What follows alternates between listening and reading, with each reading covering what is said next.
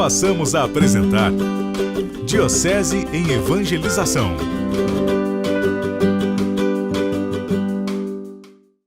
Para nós entendermos o que significa o pecado, precisamos fazer uma viagem de volta ao Antigo Testamento. O relato do livro do Gênesis vai dizer que Deus criou todas as coisas. E a obra-prima da sua criação foi o ser humano, o homem e a mulher, representados no relato do Gênesis por Adão e Eva. O lugar onde Deus colocou Adão e Eva foi um jardim. E nesse jardim onde estava Adão e Va, conta-nos o Gênesis, que Deus passeava pelo jardim. Deus conversava com Adão e conversava com Eva. Se é assim, nós poderíamos nos perguntar: para que Deus nos criou? Para que Deus criou o ser humano? Deus nos criou para estabelecer conosco um relacionamento autêntico. É um relacionamento de amor. Nós ouvíamos há alguns domingos atrás o Evangelho: eu não chamo vocês de meus servos, eu chamo vocês de meus amigos.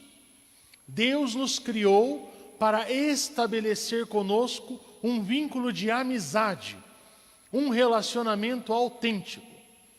Esse relacionamento é nosso para com Deus e também é um relacionamento autêntico entre nós. Se vocês relerem lá o capítulo 2 e 3 do livro do Gênesis, vai contar que Adão e Eva, quando estavam no jardim, eles estavam nus. Por que será que o autor do livro do Gênesis quis colocar esse detalhe? Não foi por acaso. Foi para dizer que Adão e Eva tinham um relacionamento tão transparente que não existia máscaras, que não existia roupas. Um via o outro como eles eram. Adão aceitava Eva como ela era. Eva aceitava Adão como ele era. Era um relacionamento autêntico e transparente. Porém, minha gente, Deus criou o ser humano com um ingrediente especial, que se chama liberdade. Deus nos deu liberdade. Deus não poderia nos criar sem a liberdade, porque se Ele nos criasse sem a liberdade, seríamos fantoches. Igual aqueles fantoches que a professora usa lá no prezinho, né? A professora mexe a boca, o bonequinho mexe a boca. A professora fecha a boca, o bonequinho fecha a boca. É um fantoche. Seríamos manipuláveis, manipulados por Deus. E onde existe manipulação, não existe relacionamento autêntico. Um relacionamento, para ser autêntico, ele precisa acontecer num ambiente de liberdade.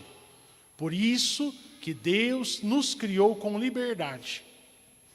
E ao nos criar com liberdade, Deus sabia que nós seríamos capazes do sim e seríamos capazes do não.